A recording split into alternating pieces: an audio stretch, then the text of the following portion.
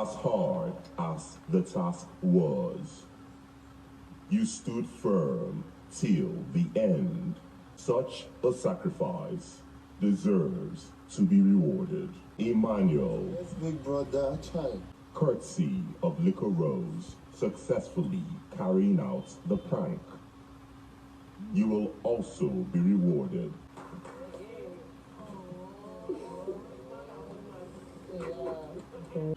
For your dinner, the executive lounge will be open for 2 hours.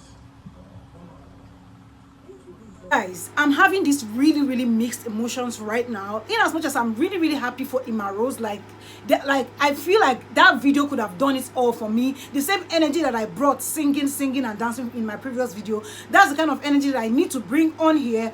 But the things that followed this whole Emmarose thing is not even funny at all. I'm not even going to lie. Let me tell you everything that happened. I don't like it. I told him that your boyfriend, it's not even calling. We don't even, I told him that we don't even discuss some things. Because of camera, that's like in this way. 2 kids, and he still does it all the times. So the first thing is that they had a diary session. I went live on Instagram. Everything I'm going to be talking about is on my Instagram page. Please go and watch the full clip of how everything started. So they had a diary session. I thought this was going to be over then. People that would tell Emmarose in a diary session as, oh, Emmarose, oh yeah, oh, go and talk to a man now, it's all over. People that told her, hang on there. I say, I know that definitely is going to be today. So the people that called all of them to gather in the lounge, they gathered in the lounge and then he said, watch the screen. So he played the video of him sending Saga and Emmarose on this mission now.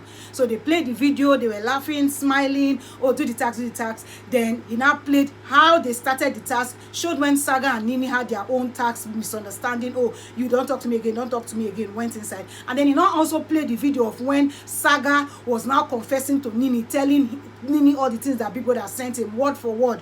After that, he now played the Emmarose's own, how she did with Emmanuel, how Emmanuel kept following her, how Emmanuel kept begging her, did it, showed all those clips and everything. Then people now said, while 2 of them started the task, 1 person passed and 1 person failed. The person that passed obviously is Emmarose, and then Saga failed, and he will not get any reward for that. Then he now said, oh, Nini, stand up. What are you going to score Saga? Nini said she was going to give Saga a 7. In my mind, really. So she was going to give Saga a 7/10 because he actually made it look believable. Then Emmanuel said he was going to give Emmarose 10/10 because it didn't choke and go like he believed everything she said.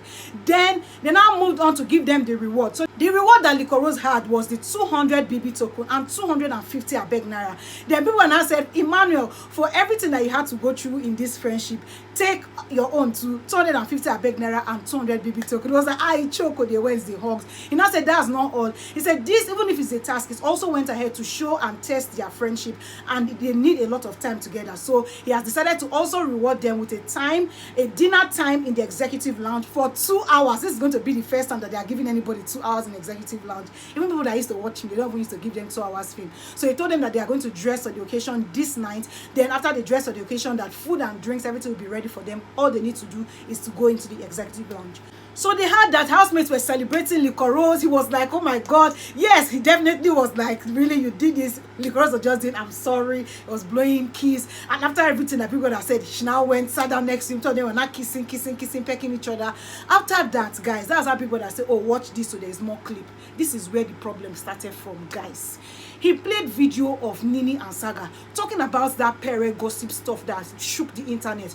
You know, Pere and Saga are friends, like close friends, like probably best friends in the house. You guys, you know that when Pere had the veto power, he saved and replaced Saga with Saski. So, you know that friendship. And then they played this video of Saga and Nini talking seriously about Pere. Pere was there watching the video, hearing everything they were saying. You need to see the look on Pere's face. You know, Pere was there. They were saying, oh, this fucking bastard did this. His suicidal behavior. He's lonely. He instigates things. And they were laughing, you know, said that thing. So Pere just sat back like, wow, really? He just looked at him. I know that in his mind, I'm never going to have this conversation with you because you guys, when this thing happened, Ebuka came on Sunday to ask Saga what he thinks about Pere. And I was like, oh, Pere is my friend. I could see him as a friend. And after that time, he still went went again to explain to Perry that actually nothing happened. He didn't say anything. No, that Ebuka is just making things look like there's more. So now that it has come out to the open, like the whole housemates saw this video, the whole housemates literally witnessed this, and then the look on the faces of the housemates and everything. Talking about looks on faces of housemates, you guys, today when they were having a diary session, Angel was so happy in a diary session, talking about how thank God, Likorose eye don't shine today. Her eye is finally shining. Emmanuel is a flex. He has flirted with her countless times. You guys, you know that she has said this thing. She keeps saying it, and she's like, she's happy that Likorose will be free from anybody that is trying to flirt with her and all that. So if you see the look on Angel's face when this whole video of Emmarose doing their ship, how Emmanuel was begging Likorose, how Likorose was telling Emmanuel to leave her, how Emmanuel went to peck her head. She watched the video with her 2 naked eyes,